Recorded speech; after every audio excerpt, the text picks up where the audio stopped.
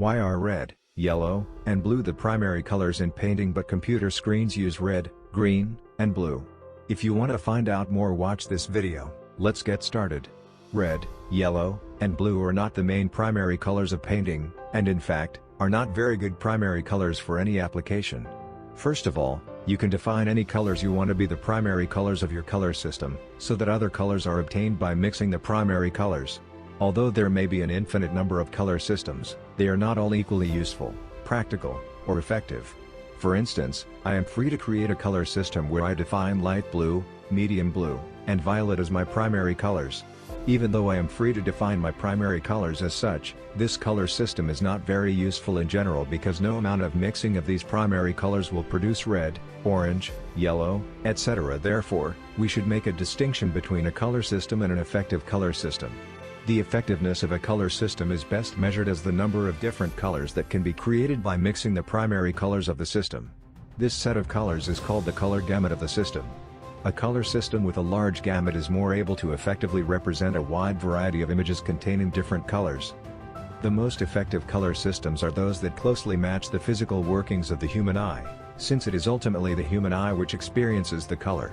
The human eye contains a curved array of light-sensing cells shaped like little cones and rods. Colored light is detected by the cone cells. The cone cells come in three varieties: red detecting, green detecting, and blue detecting. They are so named because the red cone cells mostly detect red light, the green cone cells mostly detect green light, and the blue cone cells mostly detect blue light. Note that even though a red cone cell predominantly detects the color red, it can also detect a little bit of some other colors. Therefore, even though humans do not have yellow cone cells, we can still see yellow light when it triggers a red cone cell and a green cone cell. In this way, humans have a built-in color decoding mechanism which enables us to experience millions of colors, although we only have vision cells that predominantly see red, green, and blue. It should be obvious at this point that the most effective color systems are ones that closely match the human eye, i.e. color systems that mix red, green, and blue light. There is a slight complication because there are really two main ways to create a light beam. We can either create the light directly using light sources, or we can reflect white light off of a material that absorbs certain colors. A system that creates light directly is called an additive color system, since the colors from the different light sources add together to give the final beam of light. Examples of additive color systems are computer screens. Each image pixel of a computer screen is just a small collection of light sources emitting different colors. If you display an image of a pumpkin on your computer screen, you have not really turned on any orange emitting light sources in the screen. Rather, you have turned on tiny red emitting light sources as well as tiny green emitting light sources in the screen, and the red and green light add together to make orange. In contrast to an additive system, color systems that remove colors through absorption are called subtractive color systems. They are called this because the final color is achieved by starting with white light, which contains all colors, and then subtracting away certain colors, leaving other colors. Examples of subtractive color systems are paints, pigments, and inks. An orange pumpkin that you see printed in a newspaper is not necessarily created by spraying orange ink on the paper. Rather, yellow ink and magenta ink are sprayed onto the paper. The yellow ink absorbs blue light and a little green and red from the white light beam, while the magenta ink absorbs green light and a little blue and red, leaving only orange to be reflected back. There are therefore two equally valid methods for creating color: additive systems and subtractive systems. With this in mind, there are thus two color systems that are most effective, i.e. most able to match the human eye. 1. An additive system that creates red, green, and blue light, and 2. A subtractive system that creates red, green, and blue light. For an additive system, light is created directly. This means that the primary colors of the most effective additive color system are simply red, green, and blue, RGB.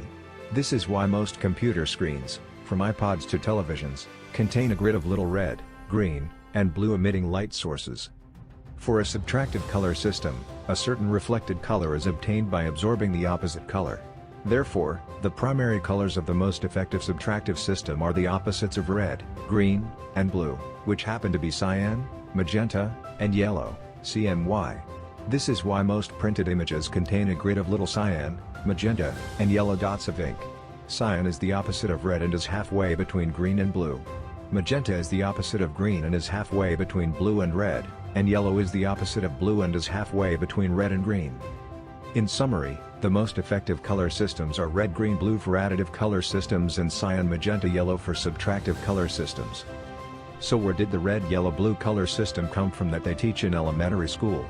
Typically, students first encounter color concepts when painting in an art class in grade school. Paint is a subtractive color system, and therefore the most effective primary colors for painting are cyan, magenta, and yellow. Note that high-quality paintings typically do not use just 3 primary colors, since more vivid scenes can be achieved using dozens of primary colors. But when teaching art, it's easier to start more simply, with just 3 primary colors. Now, to a little grade schooler, the words cyan and magenta don't mean much. Furthermore, to an undiscerning youngster's eye, cyan looks awfully close to blue and magenta looks awfully close to red. Therefore, cyan-magenta-yellow becomes corrupted to blue-red-yellow.